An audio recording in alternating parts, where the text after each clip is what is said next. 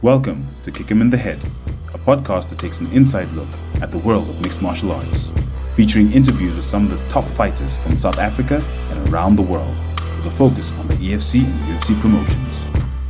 I'm your host, Yao. Join us as we delve deep into the techniques, strategies, and mindsets of these world-class athletes, learning from their experiences and gaining insights into what it takes to succeed in the toughest sport on earth.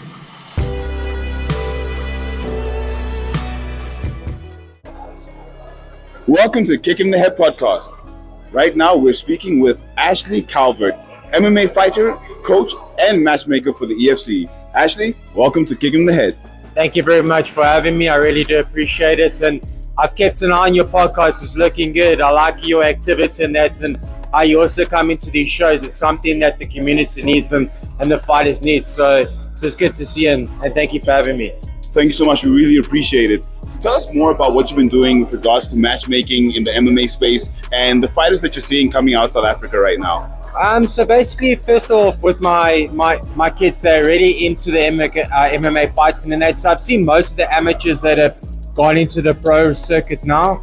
But it's for me to stay active, and I like these sort of events where to show myself, to see actually what's happening, get to know them, their style. And then also when it comes to matchmaking on the professional ranking at EFC, it makes the job easier and it helps me match right. That's the key to matching, especially on the professional level. Guys stepping in is to get the chemistry right. The chemistry's right, the fans get a good show, it's good for promotion, good for the fighters and sponsorships and stuff like that. So that's all what it's about. It's the chemistry that I got to kind of produce. So what are you looking to do outside of matchmaking in the MMA space in South Africa, and where do you see it going based on the fact that we have Dricus du Plessis about to fight for a world championship? We've got Cameron Simon in the UFC. We've got amazing fights across the board from amateur to senior level. Where do you see MMA in South Africa and Africa going within the next 2 to 3 years? I think it's nice, like you said, Africa. I think we've got to look at it as the picture as the whole. I think Africa in itself, including South Africa, there's so much talent, and we're a different breed of fighters.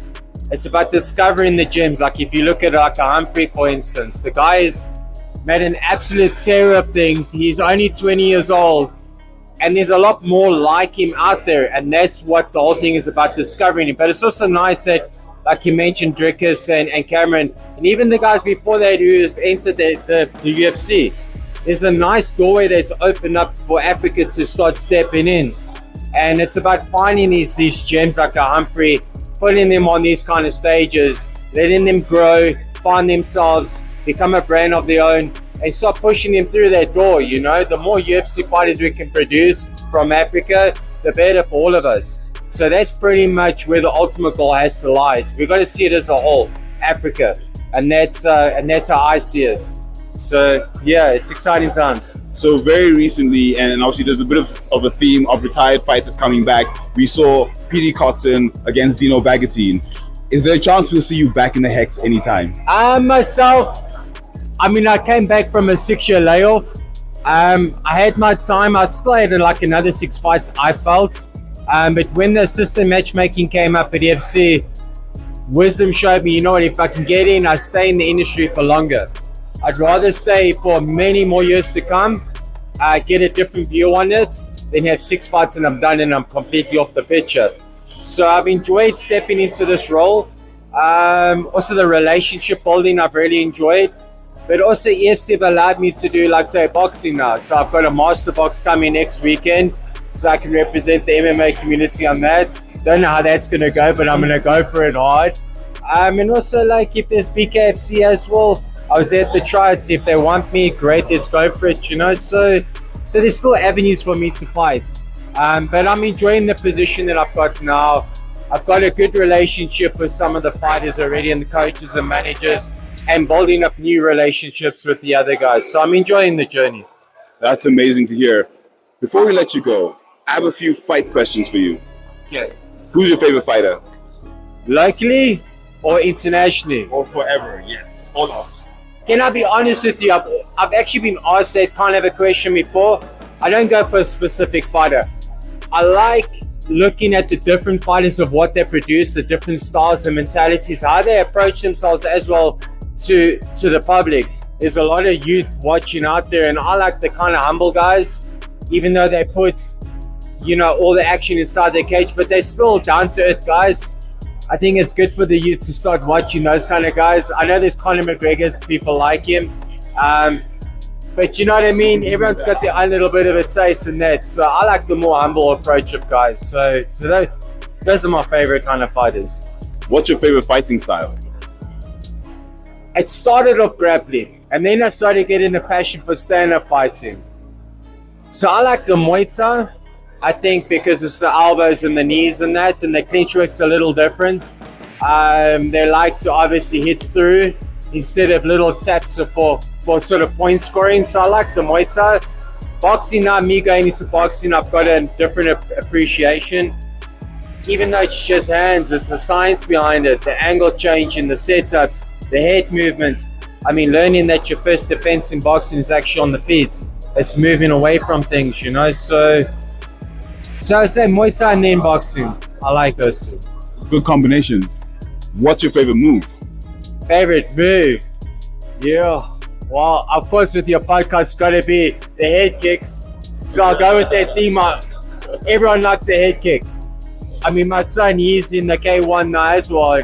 When he throws those head kicks and they actually land, even if they skim the glove, you hear the crowd how they go. So there's something special about that. The head kick. So we'll go the head kick. Strangely enough, the next question. Have you ever been kicked or kicked someone in the head for a win? In training, well, not in the actual fight, Dino Bagatine, the other day, I was thinking to myself at the weigh-in, I was like, I remember this time we actually knocked me out with the head kick in sparring training.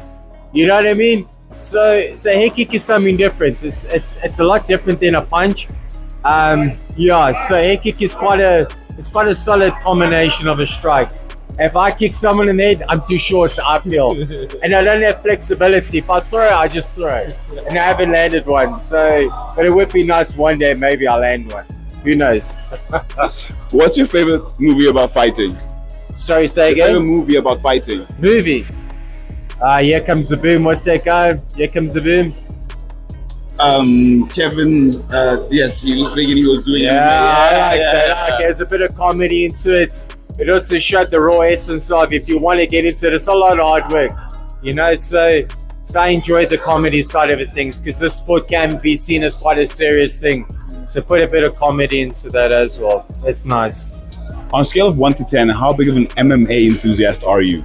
I'm 10 plus. Like anything on combat sports, like I absolutely love. Sports in general I love, but when I got into the MMA training, that when I was about 20, I was hooked on the first day, and ever since there, I can't stop watching fights. Even my wife was like, before I'd step back into EFC, she's like, you got to go back. And I'm like, no. But she sees me, how active I am into watching constantly. Local scene, international scene, anything from kickboxing to boxing to Muay Thai, not BKFC. I'm always watching, like analyzing, anything on combat sport I love. Amazing. Ashley, where can people find you on the socials? Oh, geez, just search the name Ashley Calvert. You'll find me somewhere along the line, especially on Instagram and then Facebook. Facebook are probably more active, but I like to watch what's going on in the fighters' sort of profiles and that. See their activity, also get to know their characters. Also, once again, it helps with the matchmaking. Very true, very true. Can we get one last thing from you? Yeah, sure. A nice, big, loud kick him in the head. Kick him in the head. Ashley, thank you so much for the time. Thank you very much. Much appreciated. Appreciate it. Look forward to chatting to you again, definitely. Likewise. We'll definitely chat. Thank you so much.